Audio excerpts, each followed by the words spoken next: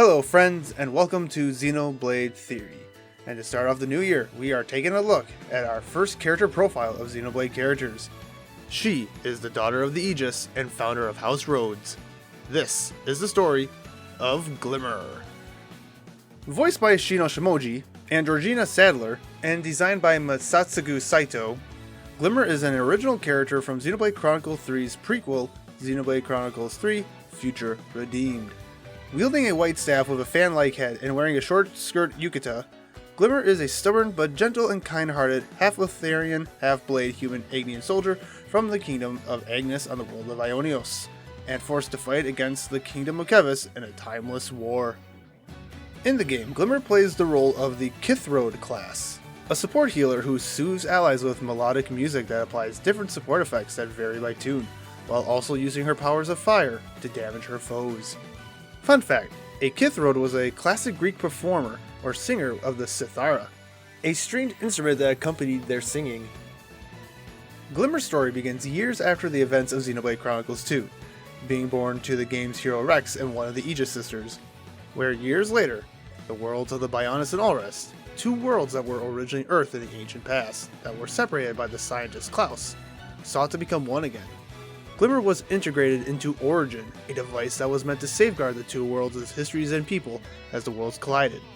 But the third game's overarching villain, Zed, hijacked Origin and used its power to freeze time to a single point, and using its systems to reincarnate both worlds' inhabitants to fight in an endless war to sustain his life and maintain control.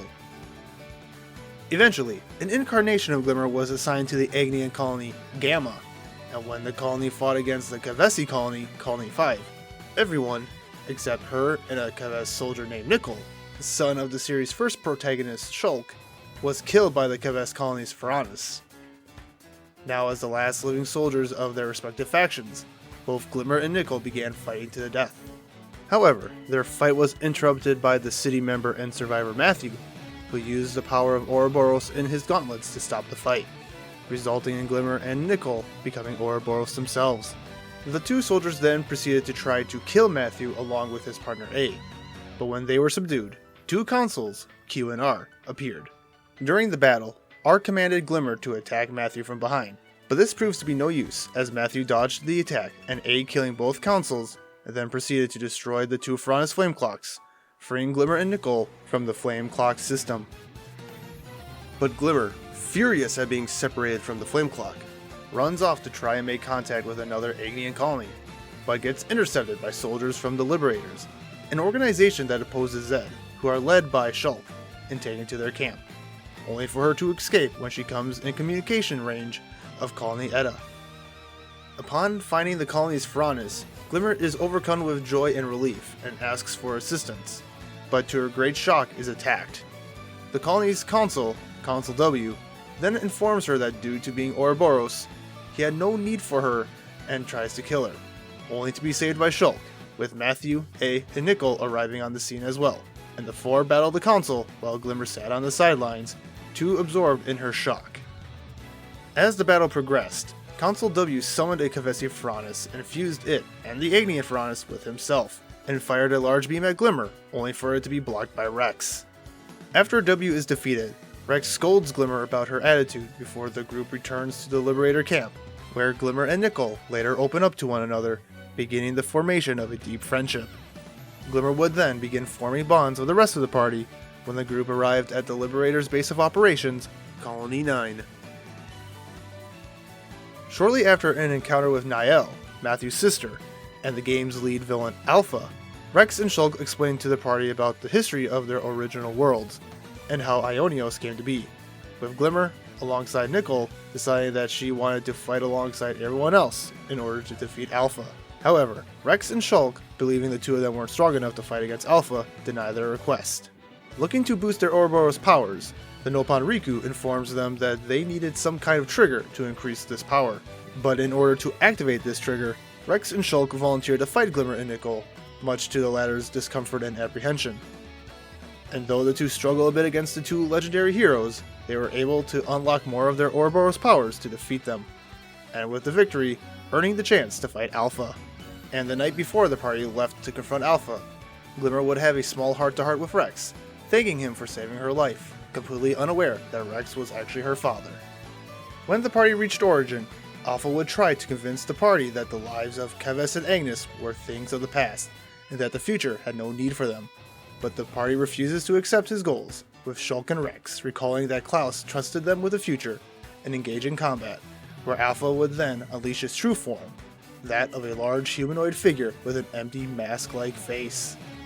In a final effort to defeat Alpha, Council N, Matthew's great-grandfather who recently joined Zed's forces, granted Matthew the powers of his Sword of the End, instructing him to combine it with his Ouroboros gauntlets, which began to emit green energy due to them containing the core crystal of Numa, Glimmer's mother, and unlocking the true power of Ouroboros to the heroes, resulting in Alpha's defeat.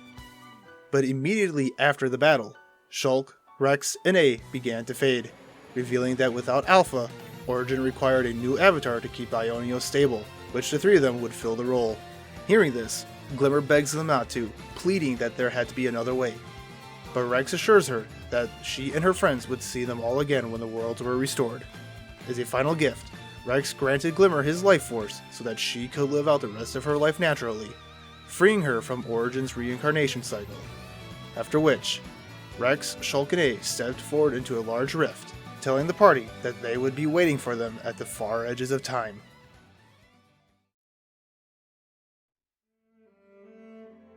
During the reconstruction of the city, Glimmer would last be seen seeing Matthew off as he set it out on another journey on his own, as she would go on to be one of the founders of this new city, as the founder of House Rhodes, where years later, a statue of Glimmer would be placed in the memorial hall alongside the statues of Matthew, Nicole, Shulk, Rex, and Niall, as the city's liberatrix, with a description saying, "A soldier of Agnes, this founder's fight to the death against the founder of Ortez, a soldier of Keves, was interrupted by a chance meeting with other founders.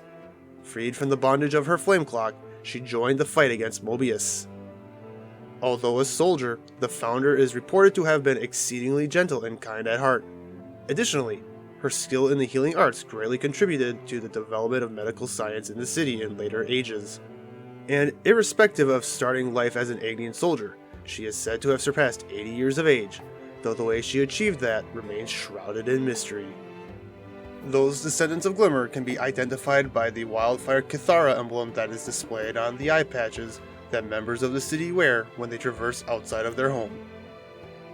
It wouldn't be until nearly 1,000 years later that Glimmer would be reborn and reunited with her family after Mio, a character who was also implied to be one of Rex's children, and other heroes would defeat Zed and restore both Alrest and the Bionis so that Origin could successfully combine the two worlds together.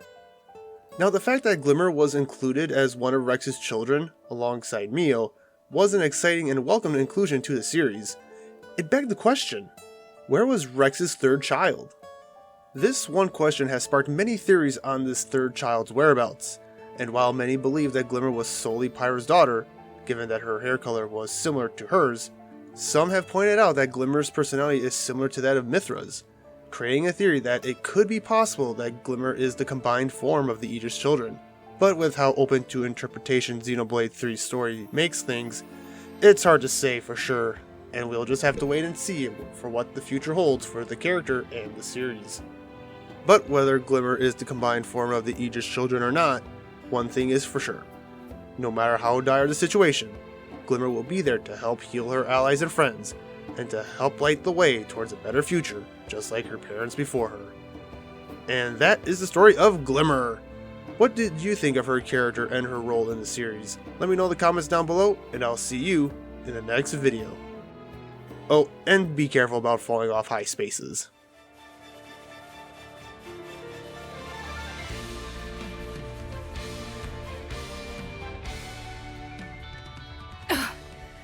Nice going, smartass.